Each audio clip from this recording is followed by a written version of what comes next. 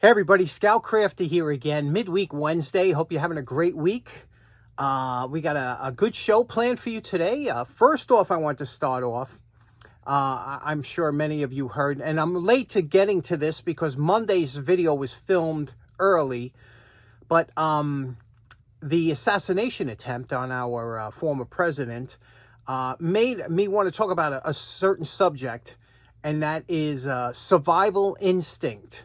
And I always, as you know, I'm big on instincts, and then we all have instincts, some stronger than others. Some people have really strong instincts. Some people, they're a little bit more muted. And what I find interesting is survival instinct. And that comes in so many different forms. And you know what I'm talking about? Like, you ever know people that you say, geez, it surprises me that this guy's still alive, because you see the guy cross the street and he almost gets hit by a car because he's never looking the way he should be. Or you see somebody, always putting themselves in positions that is just dangerous. And you say, how is this guy still alive?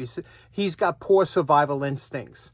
Some people have fantastic survival instincts. And I knew this one guy in the service. This guy was, he was in tune to his surroundings. He knew where to be, when to be.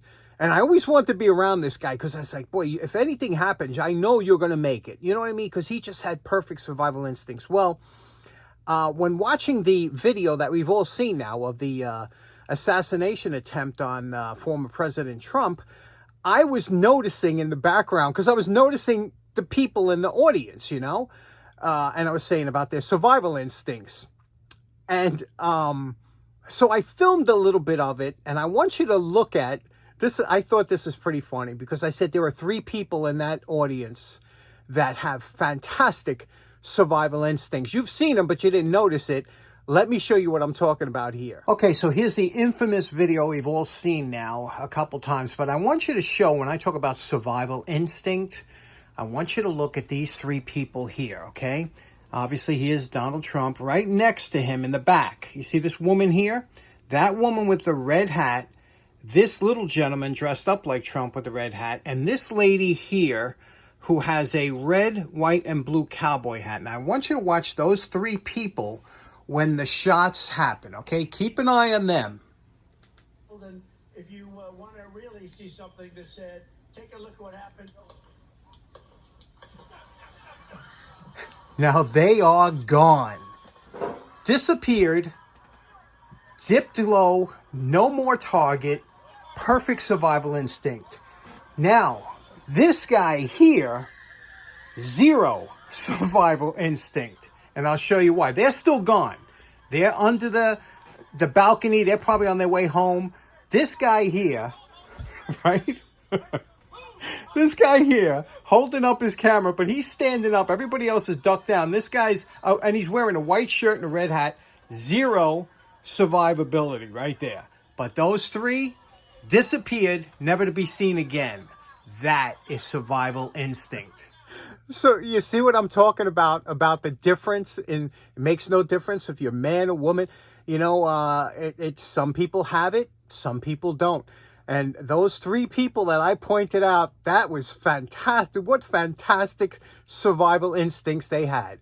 The minute the shots started, boom, they were gone, never to be seen again, probably underneath the bleachers, snuck out in their car on the way home. And meanwhile, there's that guy in the front, right? Looking around like, I heard what? Fireworks? There's going to be fireworks? It's pretty funny, right? That's why we're here today. All of us here today can thank some of our ancestors for having good survival instincts. For those that aren't here today, now we know why. Anyway, we got a few things to get to today. Let's get started right away. Okay, next up, our good friends Jimmy and Scott sent over a box of goodies. You remember from last episode, one of them was this beautiful hammer that we polished up, and now we have this beautiful DAKE sign. Came off of an old DAKE press.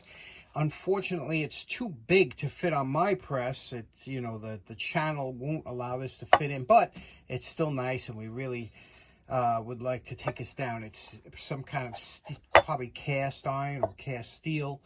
It's heavy, and it's been painted over probably some oil-based paint, which is a little bit more difficult to get off. So the first thing we're going to do is we're going to take a hand wire brush, scrape off some of the dirt like this. You can see a hand wire brush does a good job of getting some of this flaking paint and soft. You see already, just a hand wire brush, what a nice job it does. We'll finish with this. Now, one of the most overlooked and underestimated tools in your shop is the hand wire brush. I use these all the time. You know, they're very stiff, and you say, you know, they're hard to use because they're stiff, but that's exactly stuff like this is what, and we used to use these all the time, especially in the Department of the Navy. They use these extensively. Anybody that served in the Navy knows that scraping paint, that's what you do all day.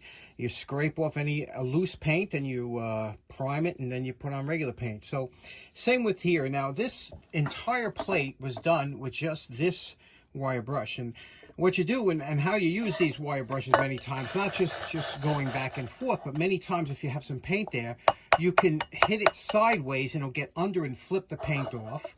You can tap it like this and crack the paint to loosen it up. Small circular motions to get into the areas like where the K is or the E. And you can see what a nice job it does. Now, no paint stripper needed. Only took about 10 minutes to do that. Now we're going to dunk this in vinegar. Now I could use Vapor Rust or whatever, but I got that bucket of vinegar because there is some rust on the back. And we're going to put it in vinegar for a while, and then we'll scrub it again.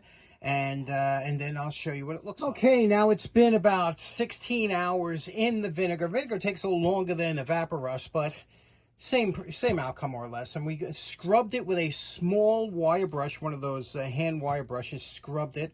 And then went over it with Comet, the cleaner. So to get all that black off that, you know, comes with any kind of soak. And you see what it looks like there, okay? This is down to bare metal. Now, obviously, this is susceptible to rust because it's bare metal. So now the first thing we're going to do is we're going to put a coating on there just to stop it from rusting. And what we're going to use is shellac, my favorite, you know. Easy to go on. You put on with a rag, and then you could paint over it with anything you want. It makes a great primer.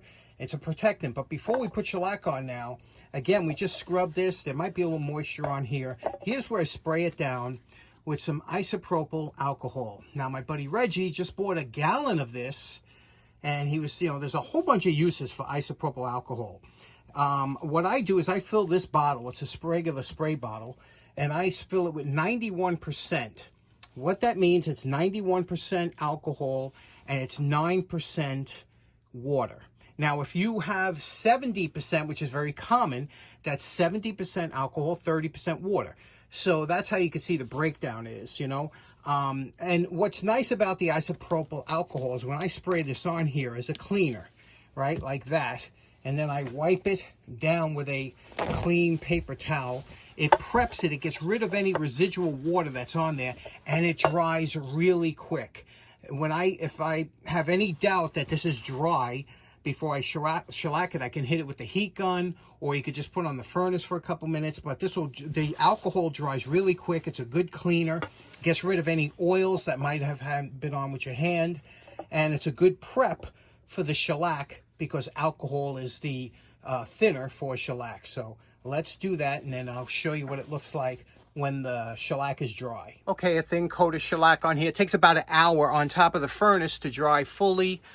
And then we'll come back. We have to decide what kind of colors we want to put on this plate. Okay, here we go. It's been about 90 minutes. The alcohol in shellac does often darken metal a little bit. Certain metals it'll darken. If it's polished, it usually doesn't. But for raw metals, I find it does darken a little bit. Now, my intentions, you could do a whole bunch of things here. We can paint the letters. We can paint the border. But what I like to do is I like to take my flap sander with the finest, most worn disc I have and just touch the edges of the letters here and that'll make it really pop. And then we could decide if we want to put color in the background, leave it the way it is. So let's get started. Okay, here's the disc we're going to use. It's a very worn 120. It feels like there's absolutely no abrasive left on the disc, but there is. You just you'll see as we touch the lettering and just go over the top, it'll remove the darkness and expose shiny metal. And let me show you what that looks like.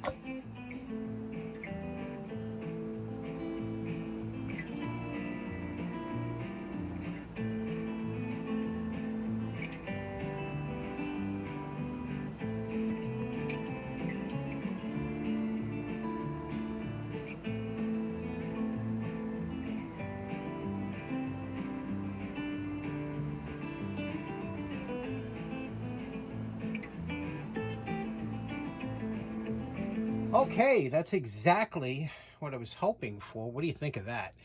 Boy, does that really pop or what? And there you could see this is all natural. There's no color added. This is shellac behind it. Now what we're going to do is to protect, again, this is bare metal now. We're going to put another coat of shellac over everything so that we protect the letters. You could also clear coat it, and it's up to you.